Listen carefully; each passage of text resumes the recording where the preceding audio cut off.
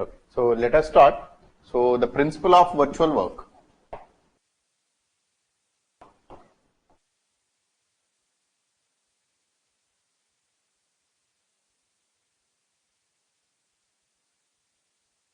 So as I told you, so this is actually one fundamental principle, so which we can make use to find out the unknown forces in any structure which is under equilibrium condition, right? Now the principle of virtual work. So first actually we will derive what is the necessary and sufficient conditions for the principle of virtual work, and then actually we will try to state that. Just you note down the statement. So the necessary and sufficient conditions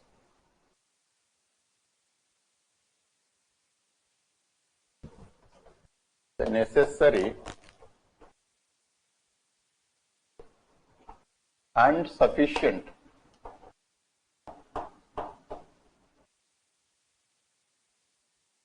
condition that a particle or a rigid body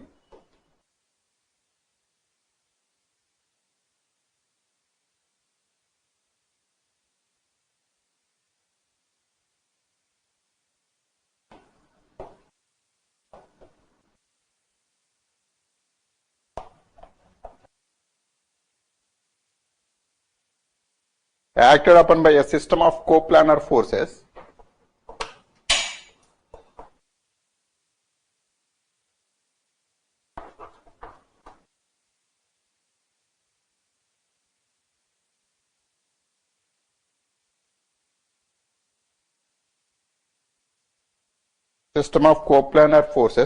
be in equilibrium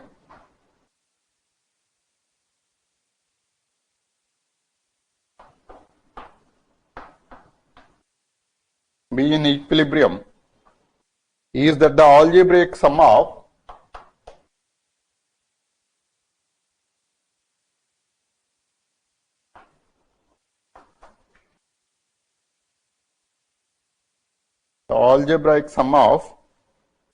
the virtual works done by the forces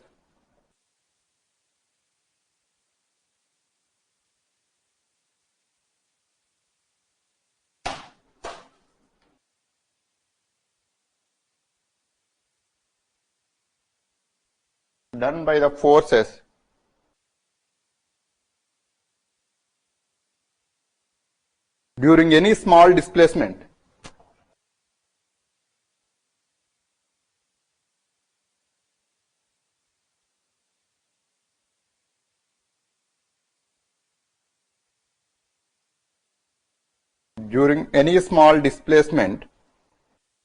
consistent with the geometrical conditions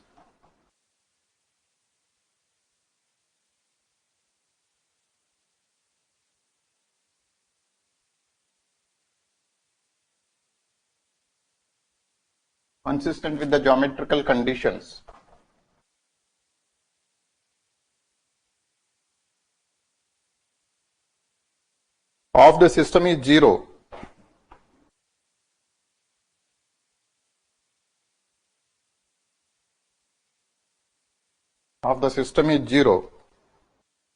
To the first degree of approximation.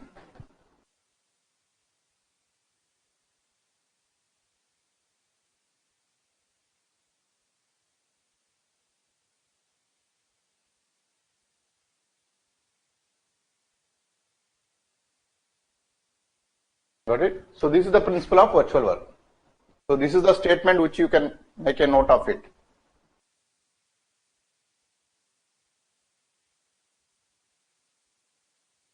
So as long as the system is under equilibrium condition, if you give any small displacement, it will come back to its original position. So that small displacement, whatever we are going to give it, is called as a virtual displacement, because actually we are trying to imagine that there is a displacement that went on the system, and then it will again come back to its original position. So because of that, actually essentially there is no work done, so which we call as the virtual work, right? So it is interpreted as there is some work done, but ideally there is no work done. So this is the principle of virtual work, right? Now here actually when there is a small displacement that was given, so then actually so f of x is displaced to a position of x plus delta x. So this is there is some extra statements consistent with the geometrical conditions. Consistent with the geometrical conditions, we mean, suppose actually if you take any particular structure, if you give displacement to one particular part of this structure, then it will try to influence the other parts as well. So it has to be consistent with geometrical conditions. That means suppose if I take one structure like this, now if you try to push this edge up, then actually it will try to push this one and this one also, right?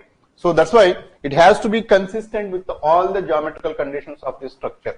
So that is one important fundamental statement.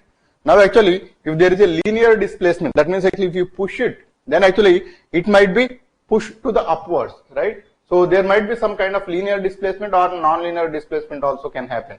And so to be specific, we are generalizing the statement. So to the first degree of approximation. What do you mean by this first degree of approximation is, if the displacement is a function of x plus delta x, so where x is the displacement which went to a change of x plus delta x. Now actually on this particular function, if you operate it, so based on the Taylor's expansion, this is going to be f of x plus delta x into f dash of x plus delta x whole square by 2 factorial into f double dash of x plus up to infinity. Like this actually we can expand with the help of the Taylor's expansion. Now in the Taylor's expansion, if you notice, so this is the first degree of approximation. You can ignore all this kind of changes for the function f that was coming just because of the change in the displacement from x to x plus delta x. So this is what is the another statement. Though we have a non-linear displacement, still you can neglect all the non-linear displacements taking the first order approximation like this. So this is a more generalized statement what he has given, but we don't need to be worried about all these things. So we are very specifically dealing with only the linear cases. Got it? But as a statement, it has to be completely and comprehensive. That's why it was given all the aspects of it. Got it? You can note down this. So the necessary and sufficient conditions for the virtual work is, suppose on a body, if there is a displacement, so let the displacement be let there be a displacement of a body from P to Q, which makes a displacement of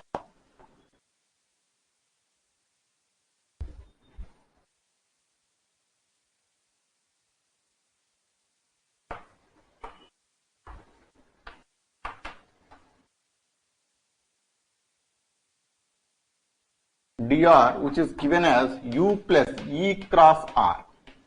So this was actually I have discussed yesterday.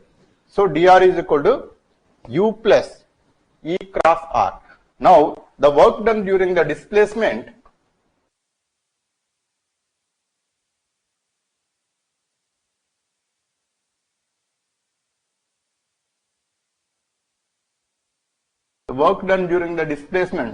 w is equal to f dot dr. Now this w can be written as f dot u plus e cross r. So this is the work done, right? So in this case actually, so we have simplified this into f dot u plus e dot g. So this is how actually we can finally bring in. So this is the total work done, because actually any system of coplanar forces we can bring into a system of forces acting at one point along with a couple of g. Even here also this is, so E dot, if you take it, F cross R is nothing but G. Got it? So that's why actually, so F dot U plus E dot G is the total work done.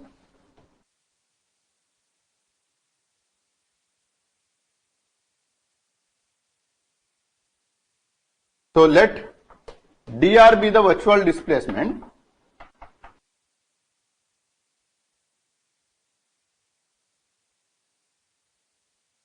Dr be the virtual displacement, then the virtual work will be 0.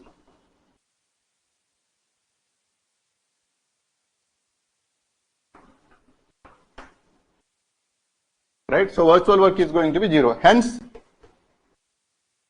W is equal to 0, assuming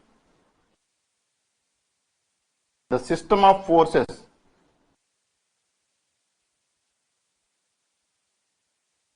are under equilibrium condition.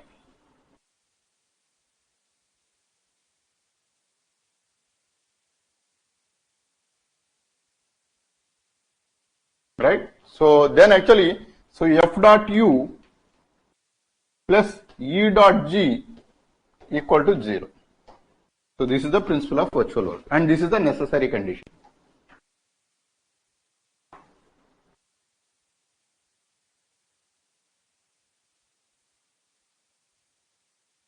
Right? So this is the necessary condition. Now, if this system is having a zero work in total, then assume two different cases. So first you note down this. We are going to discuss separately these two.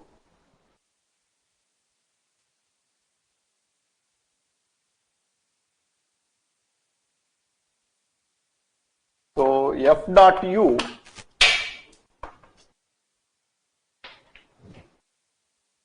plus E dot G equal to 0. Right? So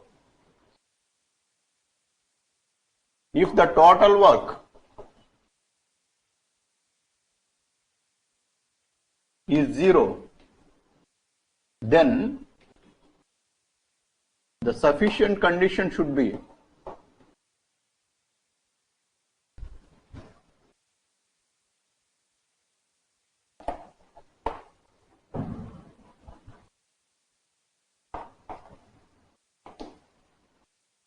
the sum of all the forces should be equal to 0.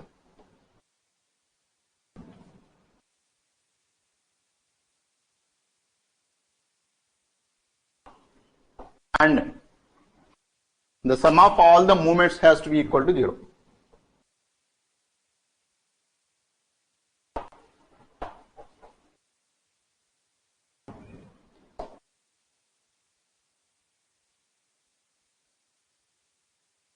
Now in this actually, so if there be only linear displacement,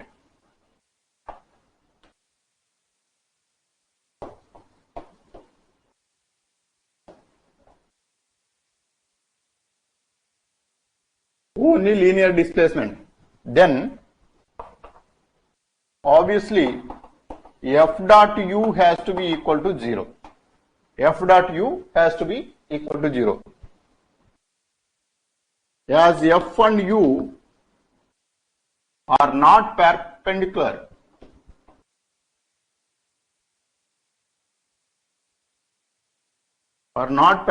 because actually the resultant force is in this direction, then actually it can't move in this direction. It has to move only in this direction.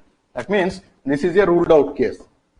So the F and R values are always actually non-perpendicular to each other. Then the only possibility is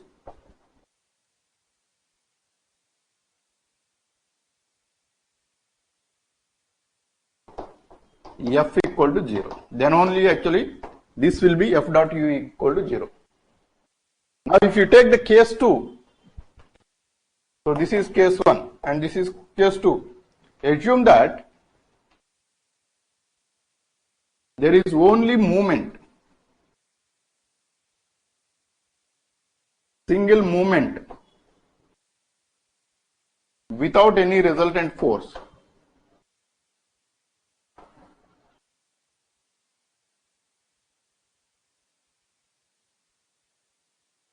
Then E dot G has to be equal to 0.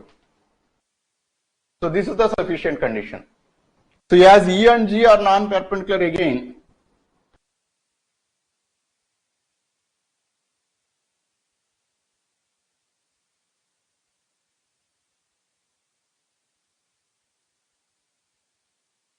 then the only possibility is G equal to 0.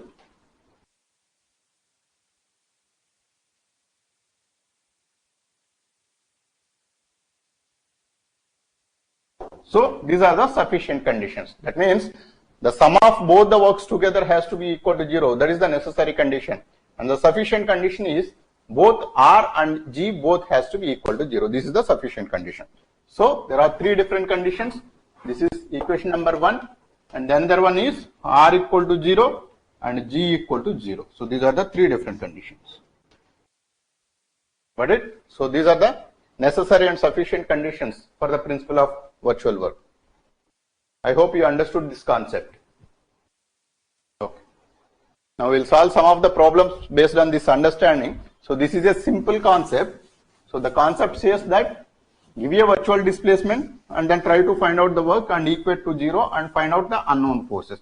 There is only one kinds of problems you can expect in this, that too mostly the rhombus case. So because that is easy to calculate. Note down one problem statement based on this.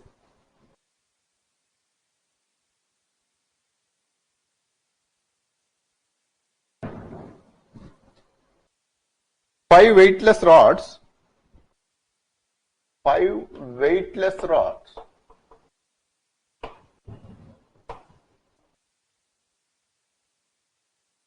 of equal length are jointed together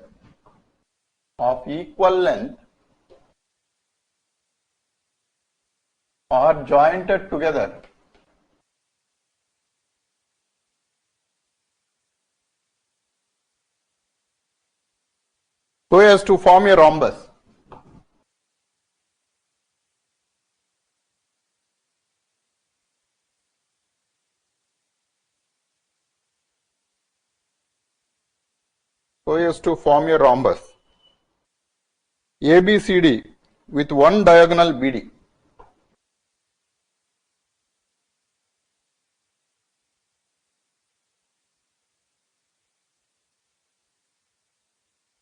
With one diagonal BD.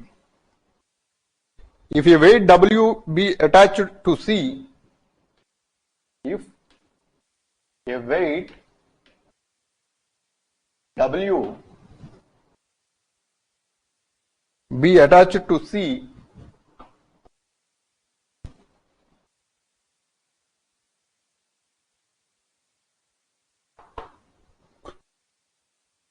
and the system be suspended from A,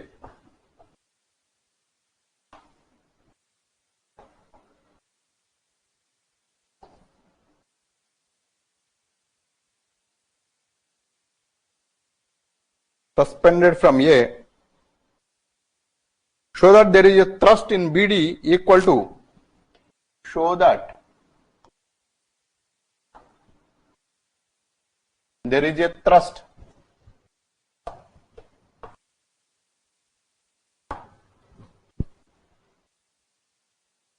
in BD equal to W by root 3. So this is the problem statement. Read the statement carefully. Five weightless rods of equal length are jointed together so as to form a rhombus ABCD with one diagonal BD.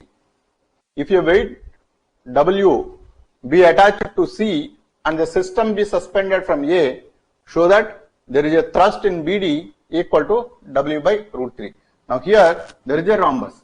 So the fundamental property of rhombus is it will be having equal side lengths and the diagonals are perpendicular to each other. That is a property of a rhombus.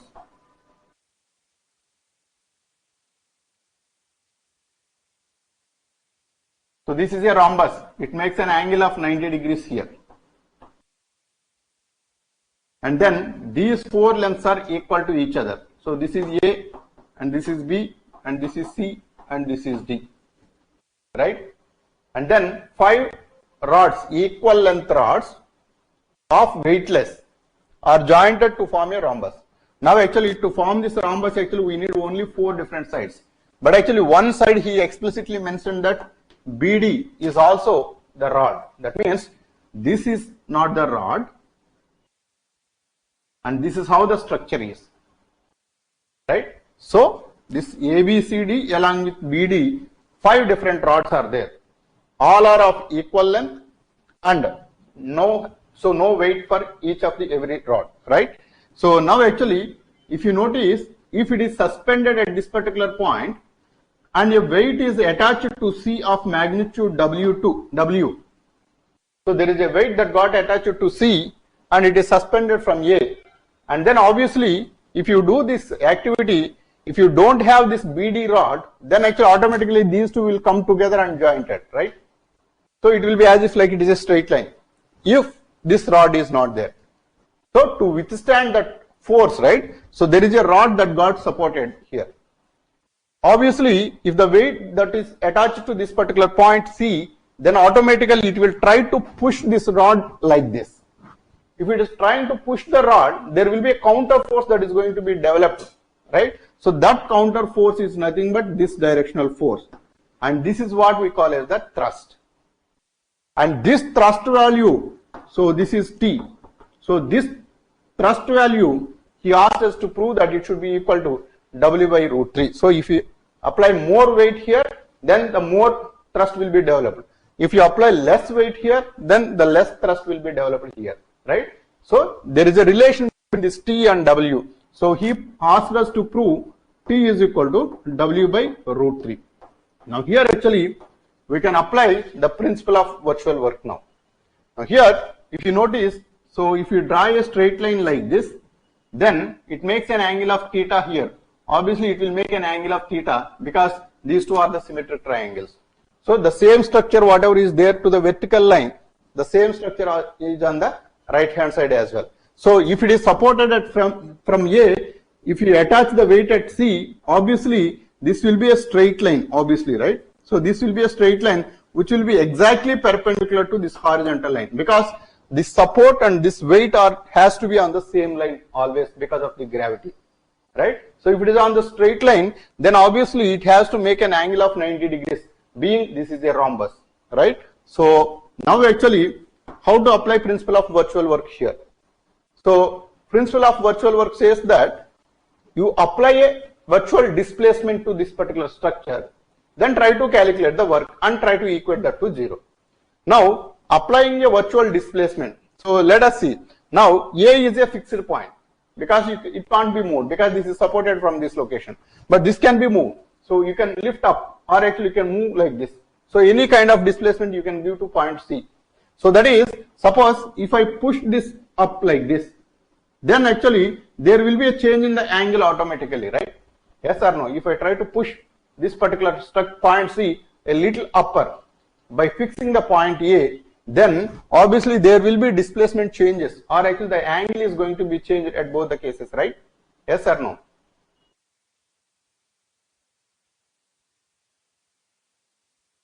Right? Now this angle is going to be changed. Now actually, so during that situation, there will be a supporting rod in between these two. Now what we will do is, first you remove this rod and then try to replace with the corresponding thrust at this location. So this is how you can replace it.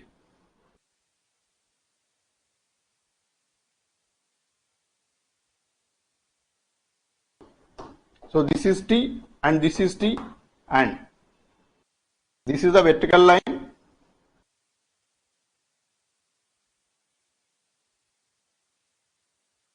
This angle is theta and this angle is theta. Now actually you have given some vertical thrust. So just move this like this. Automatically these two are going to be moved in this direction. So this is the movement.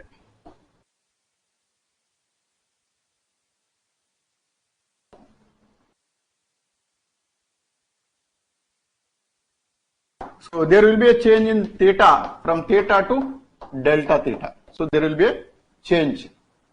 Now we will try to calculate these changes. Now actually there will be a change in this direction obviously and there will be a change in the vertical position also, right?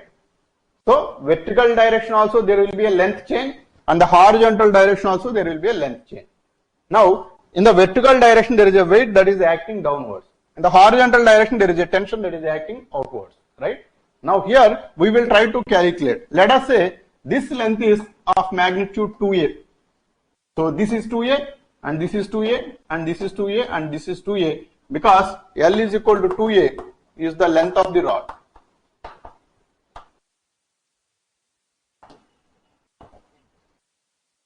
So equal length rods, right? So that's why actually every length is taken as L, and which I said that it is equal to 2A. So just a random introduction of A constant, nothing more than that, right? So if you push a little upper, then it is making an angle of theta, right? So if it is making an angle of theta, then this height is going to be total height. So this is point A, and this is B, and this is C, and this is D. So AC is equal to, I call this point as O, then 2 times of AO. So 2 times of AO, and then this is going to be, AO is equal to 2 times of 2A cos theta. So that is AC. So this length actually you can say as, this length you can make it double so that you will get the length of AC. So this AC length actually you can calculate from AO. AO is equal to 2A times of cos theta, because this is making an angle of theta with the 2A length. And then this length, this BO. So BO you can calculate as 2 times 2A sin theta. BD you can calculate as 2 times of 2A sin theta, right? So you have calculated this length and you have calculated this length. Now for the vertical force, there is a weight that is acting like this, and for the horizontal force, there is a thrust that is acting at the outward direction like this. Now here, this displacement, there is a change. So this is, initially it was 4A cos theta, this is 4A cos theta, and this is also 4A sin theta. Now there is a change in this 4A cos theta and 4A sin theta because of the virtual displacement that was given. That means you can take the derivative of this with respect to theta, which is going to the virtual displacement. So virtual angular displacement, you are going to calculate it here. See this. So total virtual work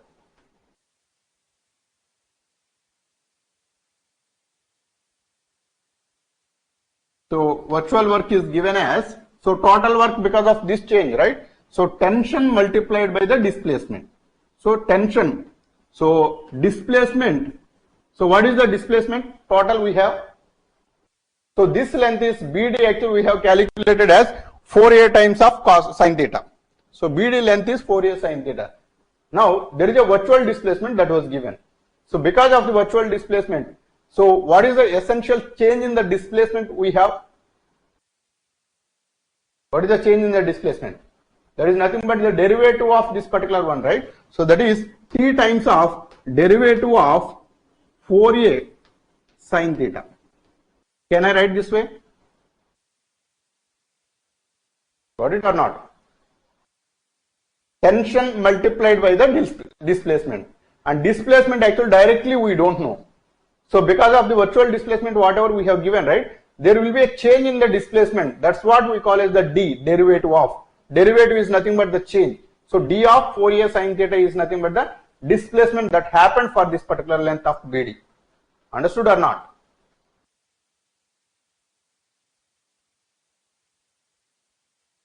Is this understood? Because this is the methodology we are going to adapt for all the problems. So tension multiplied by the change in the displacement BD. So D of 4A sin theta plus one more force that is acting, which is downwards. And for this actually initially it was AC. Now there is a change in the length of AC as well. So that is weight multiplied by D of AC. So this has to be equal to 0. So this is the total work done, which we will be equating to 0, because after giving the displacement, it is going to come back again. Hence, the virtual work is going to be 0. So there are two different forces. All the rods are actually of weightless. Hence, you don't need to consider the weight of any rod. And there are external two forces. One force is the external weight that is acting downwards, and the internal thrust that is going to be developed because of this particular weight. Now, these two are only the responsible force components that we have it now. Now, in this direction, we will try to calculate the displacement change. And in this direction also, we will try to calculate the displacement change. So, both sum has to be equal to 0 as per the principle of virtual work. So, that's what we have done. So, T times of derivative of 4A sin theta plus W times of derivative of 4A cos theta has to be equal to 0. From there, we will be able to calculate the t value. Got it or not? Understood? Understood? Okay. So you can note down this. So I'm going to further move on this. First, you note down.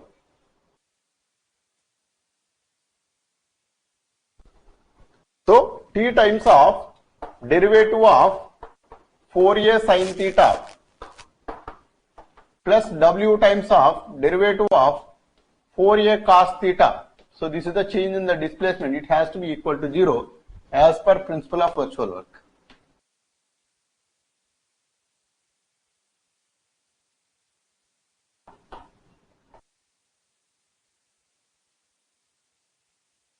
Now here, so t times of derivative of 4a sin theta. So 4a is a constant and then derivative of sin theta is cos theta, and then omega into 4a is a constant, derivative of cos theta is minus sin theta, and this is equal to 0. That means 4a, if you take it out, t cos theta minus w sin theta equal to 0. It implies t cos theta equal to omega sin theta, or t is equal to omega tan theta. So this is the tension and the weight relation. Now initially, when the body is under equilibrium condition, if you notice, this length is 2a and this length is 2a, and even this also the rod again. So initially this structure was built with 5 different rods. So this is one rod, this is one rod, this is one rod, and this is one, and this is one. So these 3 actually are forming an equilateral triangle. So being triangle ABD is an equilateral triangle.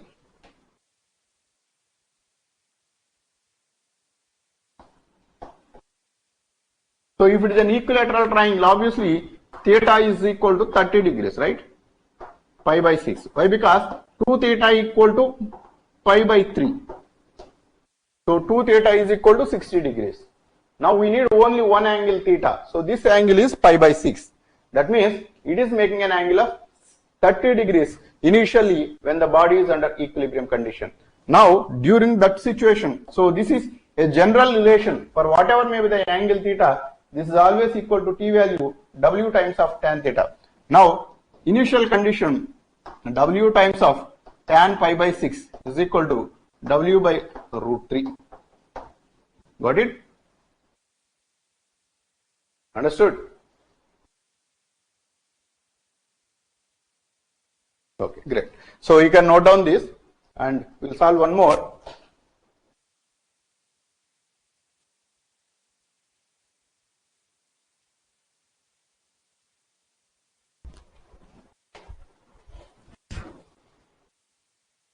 Four rods of equal weights. 4 rods of equal weights. So earlier problem statement, actually the rods are having no weight. Now actually equal weights.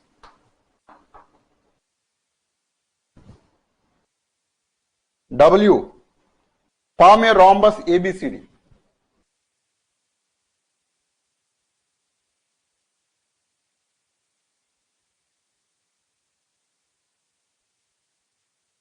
Form a rhombus ABCD with smooth hinges at the joints. With smooth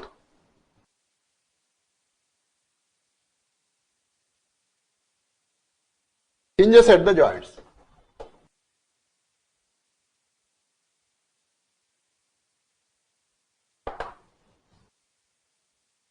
The frame is suspended by the point A. The frame is suspended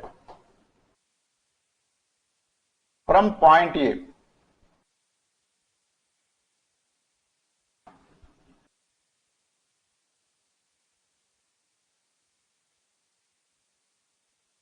And a weight W is attached to C. And a weight W. So this is capital W. Earlier one is small w. Is attached. To avoid the confusion, I call this as P. Is attached to C. A stiffening rod of negligible weight, a stiffening rod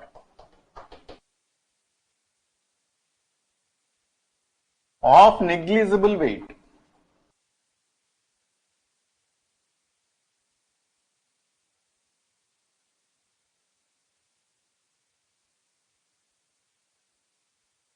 joins the middle points of AB and AD. Joins the middle points of AB and AD.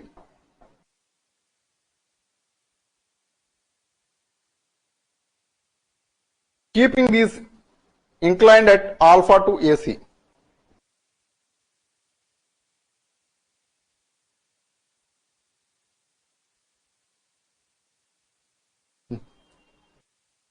Keeping these inclined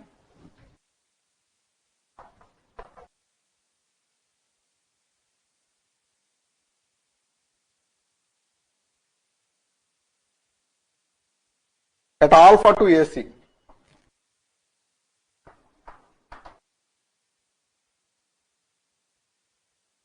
Show that the thrust in the stiffening rod is, show that the thrust in the stiffening rod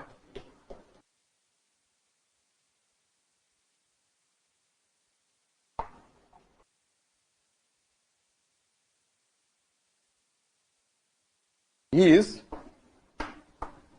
2p plus 2w, sorry, 2p plus 4w times tan alpha. So this is what actually he asked us to prove.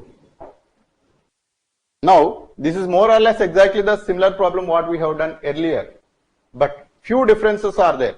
So those differences are, he has given the weight of the rods only for the 4 rods, but there is a 5th rod which is weightless. That is one scenario. And then the angle alpha instead of theta what he has given. So that is, again this is the same rhombus,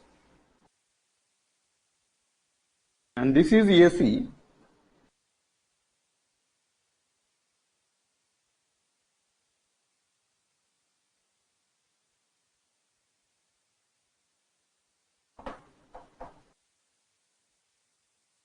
So there is a weight that got attached at this location of magnitude P, and this rod is having a weight of W, and this is having a weight of W, and this is having a weight of W, and this is also having a weight of W. So 4 different W's are there. Now this is also a rhombus, hence actually I'll draw it again.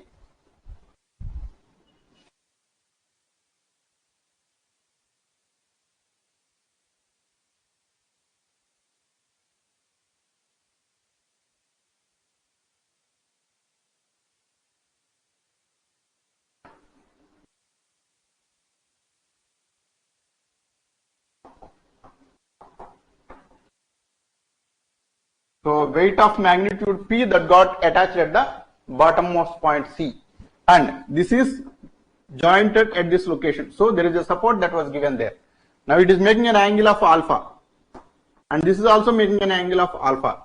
Now actually he didn't talk about this particular length. He didn't say that whether this length is equal to the side length which was there in the earlier case. Now actually it's anyway not equal. So rhombus can be any shape like this. So even this also a rhombus. As long as these two are perpendicular, this we can call as rhombus irrespective of this diagonal length. So this case actually what he has given is, this is the middle point of AB and this is the middle point of EAD. So I call this as E and I call this as F. Now the support is at this location now. Support is at this location now. Now there will be a thrust at this location obviously, right? And there will be a thrust. And this thrust relation actually he asked us to find out.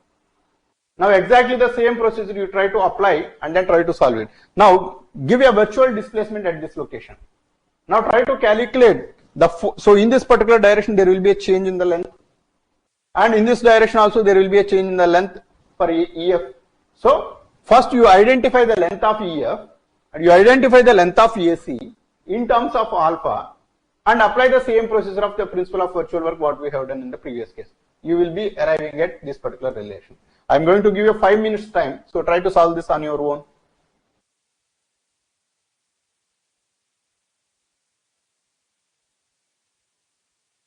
So one important understanding should be, being this is the midpoint, so that is, so AE is equal to BE is equal to AB by 2, and similarly AF is equal to FD is equal to AD by 2. So this is the midpoint. Now if it is the midpoint, obviously this point is also the midpoint of AO. So I call this as X. So AX is equal to XO is equal to AO by 2. So use these relations.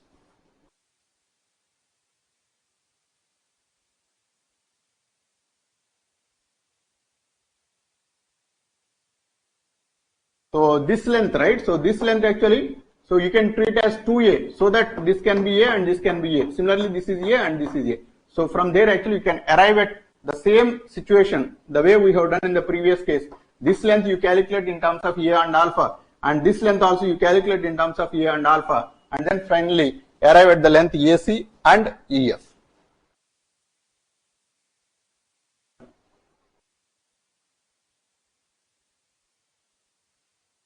How to construct W? So W, right? So this is a weight actually which you can treat as if like it is acting at the center of gravity, right?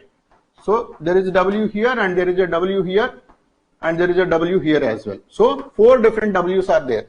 Now if you give a virtual displacement at this location, obviously there will be a change in the displacement of this particular point of application like this, and similarly for this W also there will be a virtual displacement in vertically upwards, and for this also there will be a virtual displacement vertically upwards and virtual displacement virtually upward, right? So all the 4 different W's actually are subjected to a displacement change, and even this P also is subjected to a displacement change. So see this is a single line problem. So now actually total how many forces are there? This P is there and 4 different W's are there, and there will be one thrust which is acting of horizontal direction. So this is the thrust direction. Now if you notice 4W, 1P and 1T. So total 6 different forces that are acting on this particular structure. Now when you give a virtual displacement at this particular point and every point is going to be moved. Now if you notice, so the height actually that it got incurred because of the virtual displacement that was given at this location will be subjected to the length of this particular length, right? So now actually if you notice the virtual work,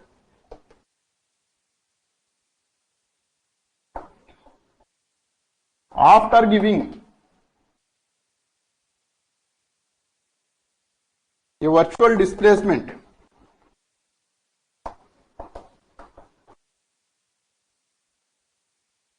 at point C will be given by, now let us see what are all the forces lengths that are incurred in this. Now this length is A, and this is the midpoint of this particular structure, hence this length is A, and this is making an angle of alpha. Then AX is equal to A cos alpha, and EX equal to A sin alpha. But we need the displacement EF. EF is equal to 2 times of A sin alpha. So this is one displacement component that is responsible for the thrust T, and then we will take this particular force, that is P, and this length we need AC. So AC actually, this length we were able to calculate with the help of this formula, that is AX is equal to A cos alpha. So if this is A cos alpha, this is also A cos alpha. So if the entire length is 2 times of A cos alpha, this will be again 2 times of A cos alpha. In total AC is equal to 4 times of A cos alpha, correct? So AC is equal to 4 times of A cos alpha. Got it? So AC also we have got for this P. For T we have calculated EF. And then for all other 4 forces of W, we have to be calculating the virtual displacement. Now to calculate the virtual displacement, if there is a little displacement, there will be a change in this particular displacement to a little high, right?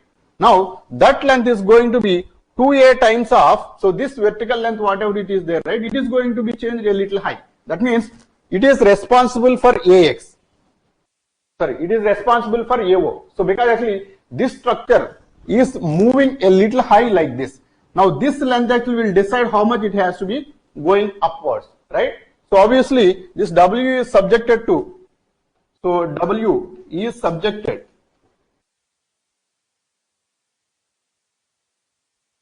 to a length of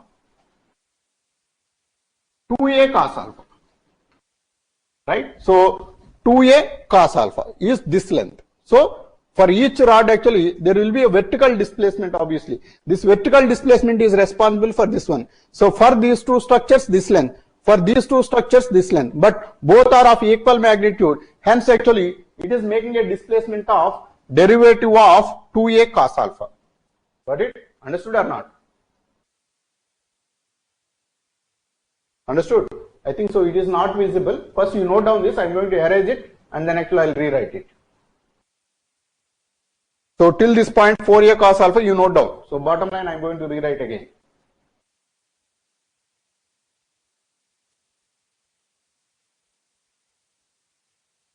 See this. So for this W to move a little high, right? So because the displacement was given at this location. So this is moving because this is stretched onto the length of BC. It is at the middle point. Now this movement will cause this particular length to move a little high. Now if that is moving a little high, so this length actually will decide how much length actually it has to go up. That means if you notice this vertical height whatever it is going to be there, that is going to be changed for this particular W. Got it or not? So this length projected onto this line is nothing but 2A cos alpha is going to be changed for this particular W.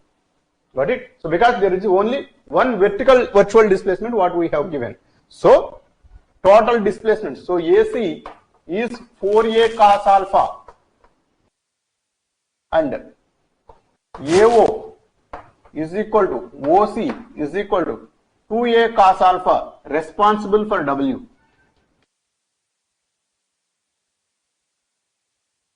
And this is responsible for P. And EF is equal to 2A sin alpha responsible for T.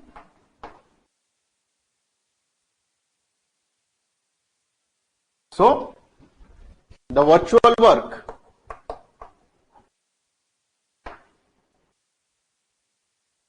is given by T times of derivative of 2A sin alpha plus P times of derivative of 4A cos alpha plus 4 times of W. So because 4 different W's subjected to the same length, derivative of 2A cos alpha is equal to 0. So this is the principle of virtual work. Now if you simplify this, T times of derivative of 2A sin alpha, 2A is a constant and derivative of sin alpha is cos alpha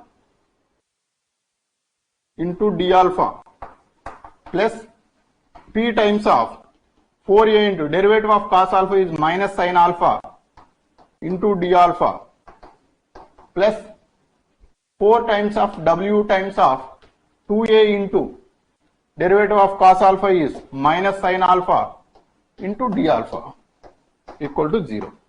Now this d alpha will cancel out and then this 2A and out of this 4A there will be only 2 left over. Yeah. So T times of cos alpha minus 2P sin alpha minus 4W times of sin alpha equal to 0. So T cos alpha minus 2p plus 4w times sin alpha equal to 0, or T equal to 2p plus 4w times of tan alpha. So this is the thrust that is going to be developed because of this particular structure. Got it?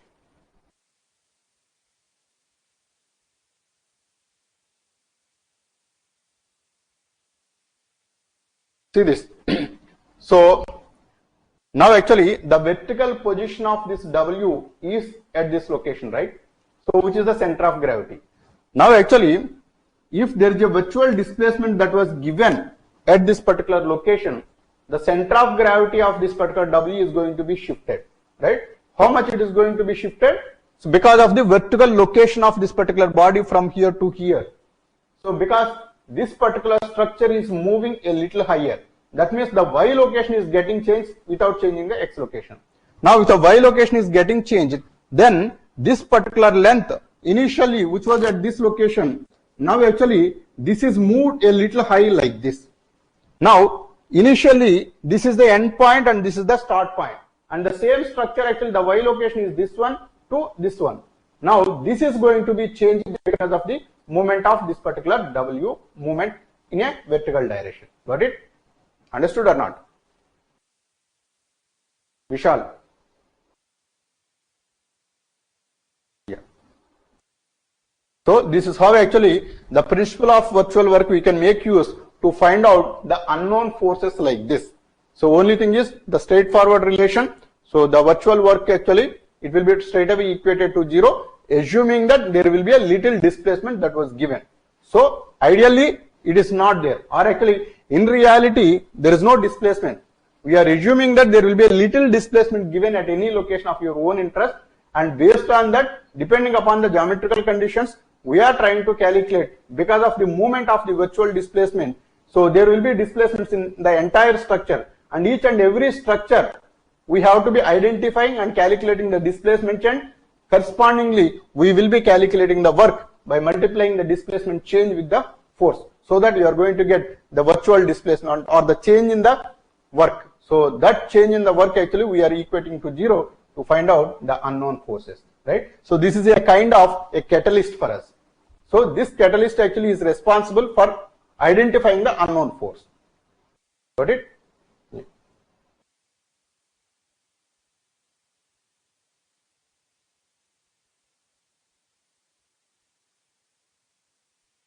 So what is your question? If there is one more rod in the middle of BC and DC, yeah, BC and DC, even here also you have to be calculating, right? So if BC and DC actually if there is one more rod, there will be one more thrust here as well. Now actually if you try to push a little upper, then there will be a force that is dragging towards this direction, even here also towards this direction. This is tension T1 and this is tension T2 depending upon the strength of this particular rod in between whatever is attached. So the same methodology what we are going to adapt here. So here T1 and T2, there will be two different variables that we are going to get it. Got it? Understood, Vishal? Yeah. So this is about the principle of virtual work. So we are done with this. So I'll be giving few problems based on this understanding. So maybe actually you can try to solve those problems. In the next class, I'm going to start with the stability of equilibrium. That will be the last topic. Got it?